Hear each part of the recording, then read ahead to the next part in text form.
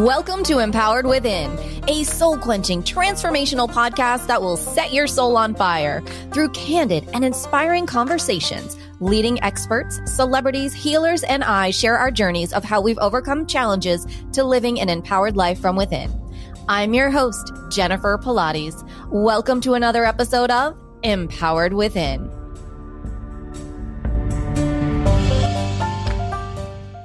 Hi there, and welcome to the show. I am honored to have with us today Laura Wooster. She is an intuitive medium, teacher, and host of the Intuitive Life program on Unity Radio. On her journey of 17 years, she has studied with top teachers in her field from New England, New Jersey, New York, and the UK. With a calm and supportive presence, Laura offers private intuitive sessions to help you become the person you are meant to be while honoring where you are today. In addition, she offers private mediumship sessions that offer peace and the awareness that your departed loved ones are still present. Welcome to the show, Laura. It is such an honor to have you. Thank you, Jennifer. Thank you for inviting me on. Excited for our conversation today. Me too. I'm excited because I always have a roadmap, but then I'm like, universe, okay, where are we going?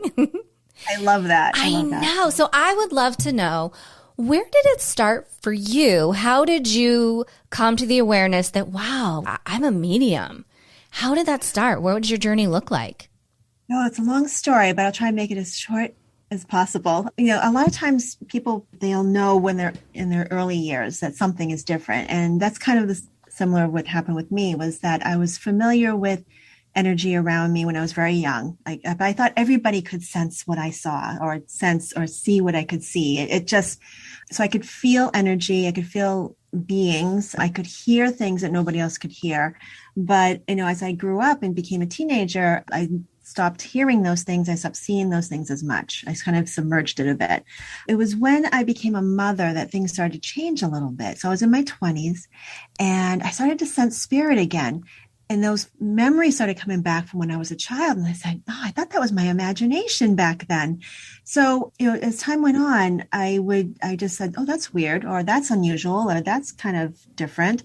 Then at some point I was dealing with a lot of anxiety and depression. And I was looking for a way to deal with that without having to turn to medication. Now, before I go any further, I always say there's a place for that for some people. And I believe that it's a very helpful tool.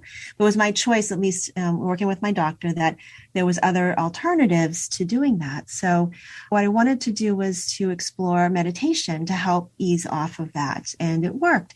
So what happened was, for about 6 months, I was doing guided meditation every single day. And it was the same one.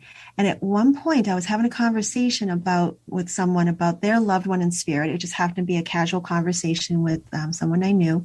And then I started hearing their person talking to me out of the blue. And so it was literally in a moment, everything changed. Mm-hmm. And I had to get super curious, and I had to figure out, is there something psychological that I need to deal with? Or is there something more that I need to understand more about myself and the world? And so it started a whole journey of me looking for more information and to ask the questions and to really start to uncover what was going on with my experiences. And that's when I started to realize that, you know, synchronistically, I came across a book by John Edward. I was familiar with John Edward, and I observed what he did on TV, but I didn't really understand what he was doing. I mean, I logically I did, but I didn't really quite get it. But when I read the book, all of a sudden I said, this is what's been happening to me. I'm experiencing dead people. So it really set me out on a journey to really understand intuition, psychic abilities, spirit. And it really, you know, the one thing about this is it really made, the thing that really rocked my world is that I saw the world very differently. I saw my relationships very differently. I saw how I related to the world very differently. And it changed everything. That's how my journey began. Wow, that is an incredible journey. So now, of course, the next question, someone at home is going, okay, well, that's wild. Does this happen all the time? Do you turn it on? Do you turn it off? How does it work for you? With a connection to spirit, with practice, I learned where to set boundaries with spirit. And it's funny, I had a class last night with some students of mine, and there's some that are very, very open, and they're just beginning their journey. And they said, I can't keep doing this. I'm getting woken at 2:00 in the morning by spirits. And I said, it doesn't have to be that way. You can set those boundaries. So I don't go around seeing spirit everywhere. I don't sense them everywhere. It's where I put my attention. So I'm able to turn that off now. Before it was everywhere and I was overwhelmed by the sense of spirit. But with intention and attention, I'm able to not feel it unless I need to. Unless you need to. So setting that boundary. So for you was, how did you learn about boundary setting when it came to this? Because I'm sure someone's like, well, I've tried to tell them don't come, but they're still coming, Laura. Yeah. Right. Yeah, that's true. And there's a reason for that, I believe, my own personal opinion with that. But I've had really great teachers that have guided me and kept me grounded. And I've just found, just by experience, that when spirit was sort of invading my space and trying to get my attention, that I wasn't really giving clear boundaries. And so if people are saying that they're not, I think, because what my turn on switch, when I begin to connect with spirit, if I'm sitting with a client, a sitter, is that I turn my attention to spirit and I start asking questions. Who are you? What was your life like? All these things. And if someone is kind of sensing spirit, if they're a curious person to begin with, they go, oh, I wonder who that is. And they don't realize that they're turning on that switch. They're picking up the phone. They're saying, right. Oh, they do want to talk to me. They're asking me questions. So I would say anybody who might be struggling with feeling overwhelmed with that, maybe look at, first of all, a great book is like Judith Orloff's book, The Empath Survival Guide. She offers some great tips on setting energetic boundaries. So that's one thing that works with living people as well as people in spirit. But also to recognize are you really not paying attention? Are you actually asking questions in your mind? Who is this? Why are they here? And it's more out of curiosity. Sometimes it comes from fear because you're asking, who is this? What are they doing here? But essentially spirit is saying, oh, they're paying attention. I'm going to keep talking to them. Right. They look great. Look at that. Look at that light. We want to attach to that light. Listening to me. I'm going to keep talking to them. Right. So I would say be really, really honest with yourself if you're struggling with that, and set some boundaries. Yeah, that's great advice. Over the years, what do you feel has been your most challenging aspect in the spiritual world and through your growth? Oh, that's a really good question. There's so many things I could address with this. It's keeping things in perspective is a really important piece that I've learned over time, to stay grounded and to recognize that having this connection is perfectly natural and that everybody has the ability to connect with spirit. Does that mean that everybody is meant to become a working medium or a psychic? I wouldn't say that. I think we all have our own paths, but it doesn't mean it doesn't have to be part of our human experience. So I think that main thing is to recognize keeping the ego in check and recognizing that mediums are just human beings and we're not infallible. And that's something that has been always on the forefront of my mind. Like I said before, I have great teachers who have kept me very grounded and focused on service. And it's not about you. It's about spirit. It's about serving people and helping people heal. So that's the one thing, is keeping that perspective is really important. And the other challenging piece as well, and this is something I share with my students, is that becoming a medium is just one aspect of our human experience, if that's someone's path. Mm-hmm. It's also, we have to in tandem work on ourselves as we develop as mediums. And that, I think that is probably the most challenging piece, and probably one of the reasons why my mediumship sort of awoke at the time that it did, because I was struggling with, anxiety and depression and wondering where my life was going. And it caused me to really look inward and really look at what I really believe, to look at the way, beliefs that were we all come up with beliefs as children about what the world is like and how we see ourselves and things like that. So I had to really work on myself. For personal development is just as much a part of mediumistic spiritual development. It doesn't have to be even mediumship. It could be any kind of spiritual development. But our own work, looking at our own stuff and dealing with it and working on it continually and being aware of it and how it operates in our life is just as important as how we learn how to connect with spirit. Mm-hmm. So those two things have to work in tandem. And I think sometimes if we focus too much on the mediumistic development or spiritual development, whatever that might be for you, it can get really, your physical world can get very out of sync. And so it's good to have both of those things in our line of sight at all times. So that's probably one of the hardest things I had to learn, but it's been the most rewarding. Yeah, it sounds like it. So to maybe a listener who may be out there and say, okay, well, I definitely know I have some intuitive abilities. I don't think I'm a medium, but I think every once in a while, like I'm attracting. Some people may call it like a wayward soul, or because they're comfortable with that kind of language. And they're saying, why is that happening to me? And what do I need to do to set that boundary so they go to someone like you who, is the professional versus someone who may go, well, I'm not a medium, but they're following me around. What would you say to those listeners out there? Yeah, it's a good question. Just because someone is openly, intuitive, occasionally they can also cross over into that realm or into that frequency of spirit. So it can happen, especially people who do body work, massage therapists, estheticians, people who do hair, anybody who's in people's energy a lot, and you're talking and talking and talking, that it opens you up intuitively. And so you might pick up these things or sense these frequencies around people. So I would say if anybody was feeling very open to look at people's work who help you with empathic boundaries, like Judith Orloff's book is a really great source. Maybe to study psychic development or intuitive development. I really believe that it would be an awesome thing if intuitive awareness was taught in public schools, to be honest. I think that's something that everybody could use. So if anybody's feeling drawn to that or that kind of, that kind of subject matter, to study that. For sure. Because then the next step could be, if you find that you're opening up to the spirit world and it's a little overwhelming, then you can find a teacher to help you with that or a mentor to help you stay grounded with that. But I do think it's important. If anybody even feels remotely interested in that type of thing, just take a class. Doesn't mean you become a working psychic, but you'll just be more aware of how you present yourself energetically to the world and how you perceive the energetic world as well. That is great advice. And I love Judith's book. It's on my bookshelf. It has more highlights in it. And, as an empath, I mean, it's just an incredible resource. So totally agree with you on that. Yeah. Do you think over the years, and it's been many years now that you've been really growing and practicing with your intuitive abilities, what is the biggest aha moment that you've had? Oh, good question. I would think, I can't pin it down to one moment, but there's certain moments when I'm doing this work that I recognize truly that we're not in control. We are really not in control. And that there is a bigger picture happening here.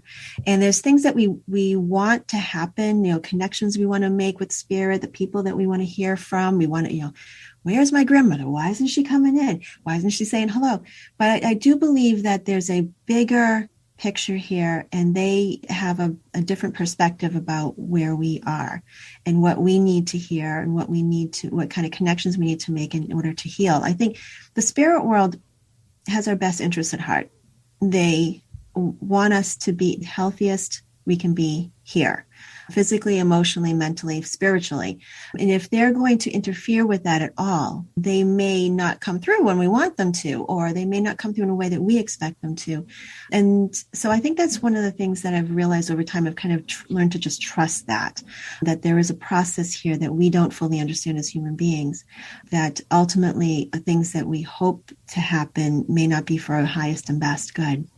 That is so true. So very true. That patience, that faith, that hope that we need to have in those moments. You touched on something very interesting, I think is a really good question for someone out there who maybe recently, this last 2 years, we've all had a lot of loss in our lives. And if someone is saying, geez, Laura, I sit here, I try to talk to granddad, my grandmother, my aunt, my uncle. Is there a simple way that you could give someone who is unfamiliar and saying, I just want a sign to know that they're okay? Yeah, what would you say to that person to help them in that process? There are a lot of ways to do this. And it sometimes, and I will say at the beginning, when you do this, you kind of have to suspend disbelief for a little bit and not to make every sign a sign from your loved ones. I don't want to go that far over to that, the pendulum swinging that far, but to suspend disbelief for a little bit that anything's possible, that the spirit world can connect to us in ways that we may not be accustomed to with connecting people here in the living. So For example, it would be a great idea to set up a sign that you would want to see from your loved ones. Some people set up certain signs from certain people, but it can be really helpful as a tool.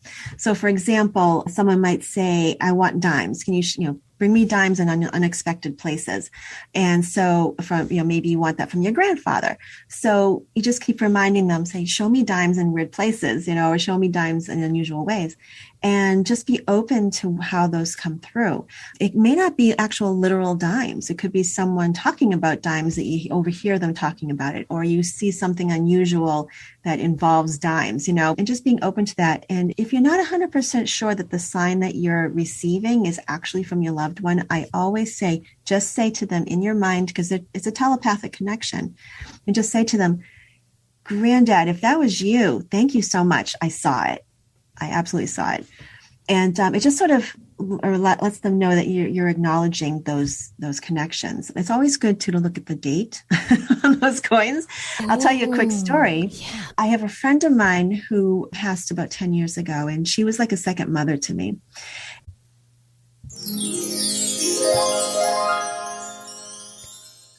It's here, our Empowered Within bonus clips and behind the scenes videos from podcast episodes. You can check out the pre-show, the post-show, and everything in between that doesn't actually make it into the podcast episodes. Head over to jenniferpilates.com, click podcast, and click watch videos, and you can watch never before seen podcast videos of our Empowered Within episodes. Enjoy 15% off with this promo code Pilates15. Eating better is the key to better health, and Mother Nature offers us all the right ingredients. Eating a healthy, balanced diet that includes plenty of fruits and vegetables isn't always easy in today's lifestyle. That's why Juice Plus offers Mother Nature's gift in convenient, easy-to-consume products that are as close to nature as they possibly could be. Plant-based nutrition from fruits and vegetables has been demonstrated by science to give your body the building blocks it needs to help you look better and feel better and live a longer and healthier life. Juice Plus products offer to improve heart health, the immune system, skin health, and other important aspects of health and wellness. I personally have been taking Juice Plus whole food nutrition for over 20 years. I swear by it. It's exactly what I need to help me keep my immune system healthy as it possibly can be. Juice Plus promise is simple. It helps bridge the gap between what you should eat and what you do eat every day. Nothing more, nothing less. Follow the link in the show notes so that Juice Plus knows that we sent you and to help support the show. Juice Plus, plant-based nutrition from fruits and vegetables, offers Mother Nature's gift to help you look better and feel better and live a longer and healthier life. And she was like a second mother to me. And so she would have been 85 recently. But there was one day I was working at a little new age store several years ago, and not a few years after she had passed, and I was closing up shop, and it was on her birthday. And so I was thinking about her, and I stepped out onto the sidewalk to get everything inside and lock the front door. And I looked down, and there's a quarter on the sidewalk. Like there was cracks in the sidewalk, and there's a quarter sticking out straight up like this. I said, oh, that's weird. So I picked up the coin, put it in my pocket, locked the door, went back inside, and I looked at the coin. And the coin was my wedding year, the year that I was married. And why this is significant is that she was all about my wedding. She didn't have her own children. So I was like her daughter in a lot of ways. So she was so excited about my wedding when it happened. She was there, and she wanted to be a big part of it. And she was. And so I know it was really important to her. So that to me was, especially because it was her birthday that I found that quarter, that it was something really important. And I knew it was a hello from her. Wow, that is such a special story. Yeah. And so there wasn't something I set up with her. I don't have a sign for her necessarily, but there was one, it did have a lot of meaning. And another story with her as well, which was pretty funny. I don't know. I wonder how spirit does this, but I do think they kind of influence us to do things at certain times so that we experience things in a way so that we see these signs. Mm-hmm. So you might be, listening to the radio in the car. And I use this as an example on social media recently where, you might be thinking of your parents on the wedding anniversary and you're in the car and their wedding song comes on the radio, things like that. And some people just brush it away as coincidence, but I would just embrace it and say, if that was you guys, I definitely heard that. And people say, well, how did you get the song on the radio to play just at that time? I think they influence us to turn on the radio and to turn it to a certain station, and then there it is. Mm-hmm. So I think it's pretty simple how it works. But in that similar thing, when I was walking into a store to pick something up one day, and I heard the song over the music in the store, and there was this old disco tune that my friend loved. And she used to, I remember she used to live in an apartment attached to our home, and she had a 45 of this song, and she would play it while she was cleaning the house. And I always had this memory of her dancing, and she had a certain way of dancing, this sort of disco dance thing. And so when I walked in the store, I overheard the song, and I hadn't heard it in years. It was from the 70s. Like, oh my gosh, that's her song. So she came to my mind. And so I gathered my purchase together, go to the register. And the woman behind the register was dancing just like my friend would dance, just like her. And I was like, my goodness, it was just really cool. I'm like, how is this possible?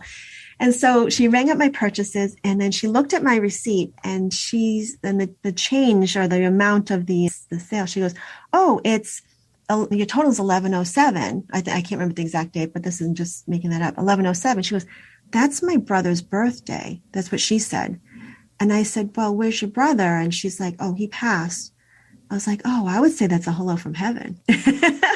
Yes. So it was so cool. It was like she gave me a little gift. She didn't know she was, but then there was a little hello for her from her loved one. It was cool. It was really neat though, because when I walked in there was just this sort of the sense of magic in the air, and I couldn't quite put my finger on it. So I knew something was up, but I wasn't really looking for anything, but it just happened. So just trust those moments, I would say, when you have those it feels like a little hello from heaven. I love those moments. I love looking for them all day long. All day long, mm-hmm. I'm talking to, my loved ones that are passed, and God and angels, and you're never alone. And I think that's important for people to know too, who may be feeling it, especially after these last 2 years. Like, we are so never alone. We are not alone. It may feel like that, physically, that, you might be spending a lot of time alone recently, but we're really, truly never alone, ever. And I love that you say you just keep talking to them, because they do listen. Mm-hmm. And they may not be able to give us an immediate response to let us know, to validate that. But if we're paying attention, there are signs here and there that lets us know that they do listen to us. I know, it's so special. Oh, I love that. Love your stories. I'm so happy you shared those. Those are great, because I know so many people resonate. I resonate with the dimes when you said that. It was like I instantly heard my granddad. I'm like, oh my gosh, that's right. You were bringing me dimes. It's just so special. I love it. If you could give one piece of advice to our listeners who are just starting to embark on their spiritual journey, who are like, wow, maybe, I have some gifts, not quite sure where to start. What would you say to those listeners out there?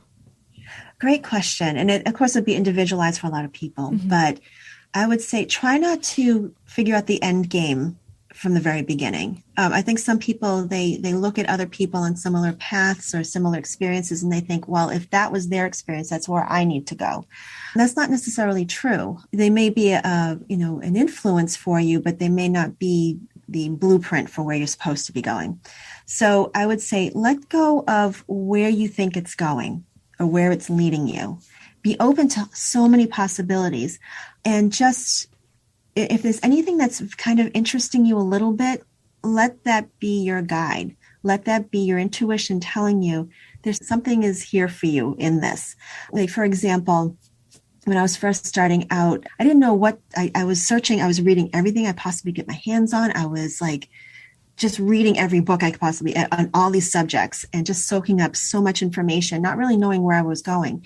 And so, for example, I took an angel class and so there's, I do believe in angels. I do talk to them, but they're not a major player in my work as far, well, there's an influence, but I don't talk about them a lot with my work.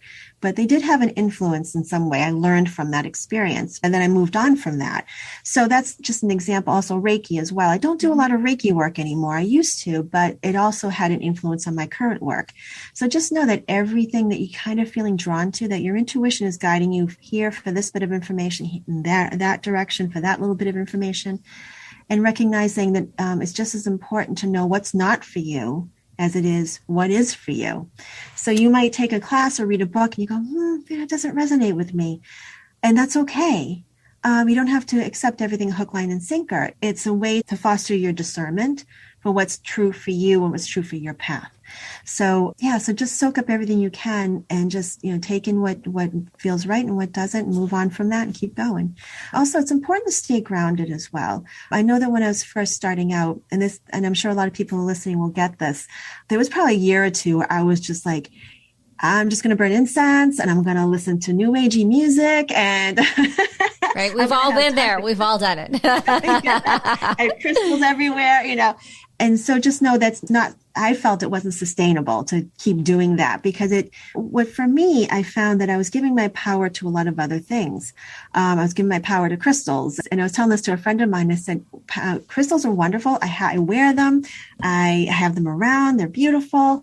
I look at them more of keeping my focus on intention than it is to giving the power for them to change my life.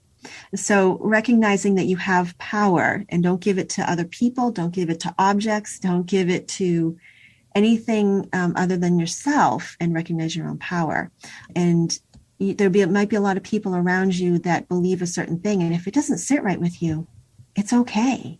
You're not wrong. It just might not be a part of your path. But that's probably the best advice I can give. That is excellent advice. And I love that, empowering yourself. We've all been there. I mean, I can remember days I would have like 20 crystal bracelets on, suited up to go out into the grocery store, until you really, right, until you're like Superwoman. Like I've got some on today, but it's just more about me too. Yeah. I mean, I always have a crystal somewhere on me. It's just a part of who I am now. But I can remember it was more so of a time like, I left my house without my crystals. I have to go back. You have to continue to grow and graduate and empower yourself. And so that really is excellent advice for all of us to remember, because you can get tripped up along the way now and again. Oh yeah. And it's okay. It's like, absolutely. And just, have some, be a bit easy on yourself when that happens. Because there's times when I'm like, I kind of, read this book and I kind of thought it was the right thing. And it's like, no, it doesn't resonate with me anymore. And just move on from it, and don't worry too much about it. Don't, cut yourself some slack. That's what I say to people when they kind of feel like, I kind of felt misled by this information. I found it isn't true. And that's okay. It was true for you at that moment. And then as you learned and grew and had different experiences, then you realize, oh, that wasn't really the best thing for my experience, but I learned from it, and you move on. Right. Absolutely. I mean, there are plenty of books that I've started that I went, I can see why millions of people might be enjoying this, but for me right now, not back on the bookshelf it goes. And maybe it's just the timing thing, you never exactly. know. Well, absolutely. Yeah. There's been times I've had a book and I go, oh, it doesn't resonate with me. And then I put it on my bookshelf. And then later on, I'm like, oh, it's time to read that one now. And then I see it through a different light, through different eyes and through a different heart. And then it's like, okay, now I get it. Right. And so it's sometimes there's a season and a reason for everything, a class, a book, connections with people, everything. So I love that. A season and a reason for everything. I love it. That's a great one. Well, Laura, we are getting to this time in the show where I ask this one question. Are you ready? I'm ready. All right. What is one thing that no one knows about Laura Wooster? Oh my goodness. One thing that nobody knows. Well, not a lot of people know this, and people are kind of surprised when I say this, but I started out by studying music. That's about it. I'm not a good musician. I appreciate music and I'm musical, but I'm not a musician. But not a lot of people know about that about me. Even some friends of mine probably don't even know. So, yeah. How interesting. Now, what type of music? Now I have to know what type. What type of music or genre were you studying? Oh, well, no, I was studying. I eventually wanted to become a music teacher, but I didn't sit with that for that long. But, when I was in high school, I played in the jazz band and the concert band and the marching band and all those things. So I did piano and So piano and flute and piccolo and everything. But it was just like, I just knew once I started studying, I'm like, I didn't feel like this is where I was supposed to be. And I moved on from it. So I'm a horrible musician, honestly, but I enjoyed it very much. That's okay, because you're an amazing medium. So it's good. You found your way. I did. Yeah, I did. I do think, my appreciation for music has actually helped my mediumship. I think it has helped me to foster my clairaudience in a lot of ways, because there's tones that I hear, and I get, there's a lot of information in those tones that I hear. And so I think that has something to do with it. Mm-hmm. I could definitely see that connection for sure. That's amazing. Well, thank you so much, Laura. This has been so much fun. Will you please share with our listeners where is the best place for them to go and connect with you, and perhaps even have a reading with you, which I think would be amazing? Sure. Yeah, you can go to my website, laurawooster.com, and that's Wooster. For those in the New England area, it sounds like Wooster. But Wooster. I know. When you said that earlier, I was like, Wooster? What? What's up? Yeah. But that's the best place to go. It has all my connections to my social media, to classes, events, and everything. Well, thank you again so much, Laura. I appreciate you sharing your energies and your insights. This has just been such an honor to have you. And a fellow New Englander, I love it. It makes it even better. It was awesome. Thank you so much, Jennifer. It's been a pleasure. Oh, well, thank you. Well, as we say, until next time.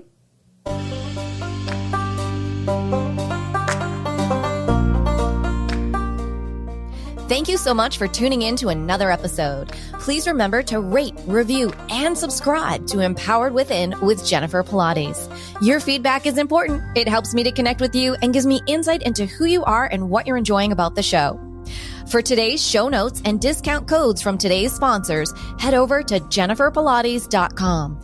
Until next time, may you live an empowered life from within.